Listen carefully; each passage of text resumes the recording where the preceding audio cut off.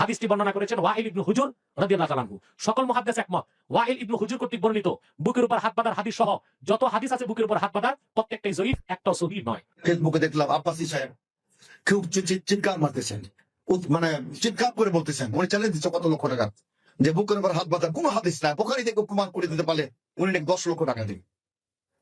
আমি বলতে চাই বোখারি তো আছে, বুকের উপর হাত বাঁধার হাদিস সহিহ বুখারী তো আছে, কিন্তু সেটা বুঝতে হলে আপনার প্রজ্ঞা লাগবে, জ্ঞান লাগবে, যাওক লাগবে, সেটা আপনাদের নাই। তো সমস্যা কেন? বুখারীতে বুকের উপর হাত বাঁধা বলে স্পষ্ট কিছু না, বলা আছে বাহুর উপর বাহু রাখতে, আর বুকের উপর হাত বাঁধার এক বাক্যে একটাই সহিহ হাদিস এরকম নাই। বাঁধার হাদিস নাকি জয়? জি, বুকের উপর হাত বাঁধার হাদিসটা দুর্বল। বুকে হাত বাঁধার যে হাদিস এটা জয়ী। আবার আপনার রাগান্বিত হবেন যে আমাদের আহলে হাদিসরা তো অনেকদিন ধরে বলে আসছে, মিথ্যা কথা, হাদিস আসলেই জয়ী। ইবনুল কাইয়্যিম এই বুকের বাঁধাকে সহিহ বলতে রাজি হননি, বরং ইমাম আহমদ ইবনে হাম্বল, ইবনুল কাইয়্যিম আহমদ ইবনে হাম্বলের অনুসারী ছিলেন। ইমাম আহমদ ইবনে হাম্বল নাভির নিচে বা উপরে বাঁধতে বলেছেন, বুকে বাঁধাকে তিনি মাকরু বলেছেন, যে কারণে ইবনুল কাইয়্যিম বুকে বাঁধার হাদিসগুলোকে হাদিসকে সহিহ বলতে উনি আপত্তি করেছেন। লাম ইয়াকুল আলা সাদরিহি ইল্লা মুআম্মাদ, এই একমাত্র ব্যক্তি ছাড়া কেউ বুকের উপর কথা বলেনি, সে দুর্বল। কোথায় বললাম? বুখারীতে আছে বুকে হাত বাঁধার হাদিস, শুধু খুঁজে পান না আপনারা। বলছেন যে মুসান্নাফ ইবনে আবি শাইবাতে আছে, ইবনে খুজাইমাতে আছে।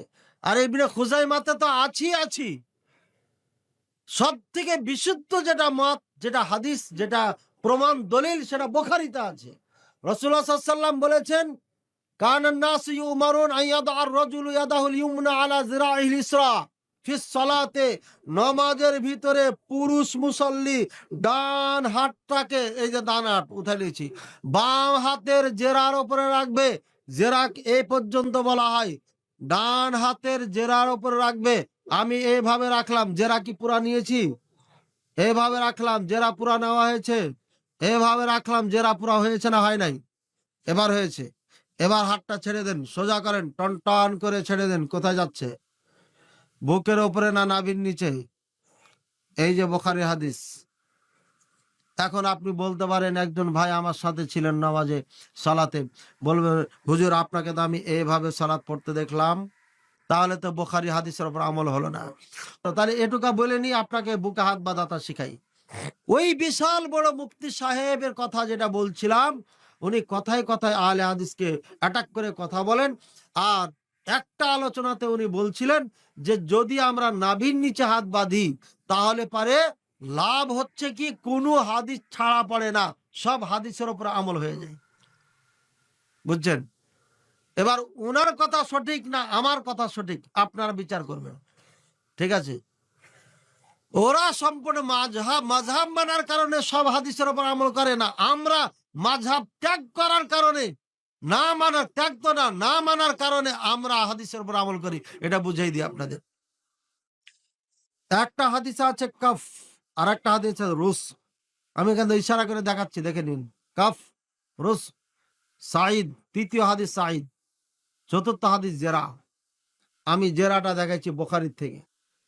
সাঈদ এটাও সহিহ হাদিস, রুস এটাও সহিহ হাদিস, কাফ এটাও সহিহ হাদিস। এই চারটা হাদিসের উপর আমল করব। এবার দেখেন,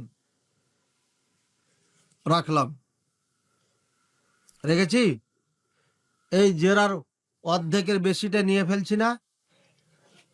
নেওয়া হয়েছে তো, ছাড়াতে পারিনি পুরাটা। তারপরে সাঈদ, এটাকে সাঈদ বলা হয় এই জায়গাটাকে, দেখেন এখানে 50-50 আছে।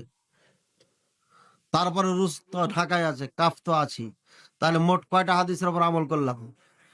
4টা হাদিস। এবার আপনি মাযহাব মেনে 4টা হাদিসকে আপনি আমল করবেন, আমাকে দেখান। যদি এভাবে রাখেন তাহলে ছেড়ে দেন। ছেড়ে দিলে পারে নাভি পর্যন্ত যাবে, নাভির নিচে যাবে না। তাও তো নাভির ওপরই হয়েছে।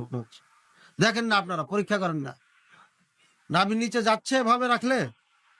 ছাড়েন তো, যাচ্ছে না তো। ঠিক নাভির ওপরে হচ্ছে, নিচে হচ্ছে না।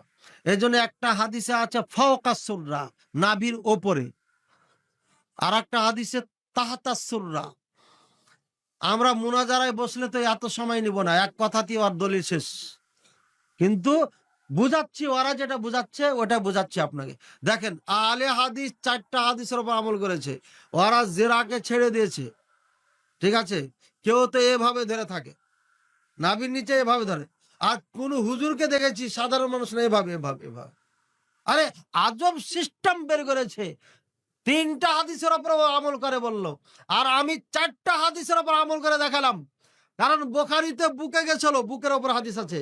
ইবনে খুজাইমা এই বুখারীর হাদিসের পরে হাত কোথায় রাখবেন এ মর্মে পৃথিবীতে যত হাদিস আছে তার মধ্যে সব থেকে দামি হাদিস, সব থেকে ভালো হাদিস হচ্ছে ইবনে খুজাইমার হাদিস, যেটা সিনার উপরে রাখার কথা বলা হয়েছে।